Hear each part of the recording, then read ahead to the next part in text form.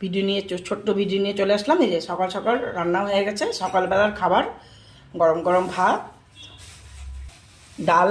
ডাল হয়েছে, গোটা গোটা শিম, আর হচ্ছে শালগম দিয়ে মুগের ডাল। কি সুন্দর হয়েছে দেখো বন্ধুরা।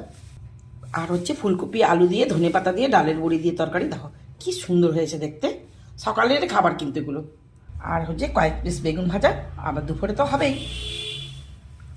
আমার বাড়িতে কাজের মাসি এসছে, এই যে বাসন মাজছে। সকালে তো অনেক কাজ থাকে না, বাসন মাজছে। এই যে দেখে নাও আমার কাজের মাসি, হাই বলো। হাই।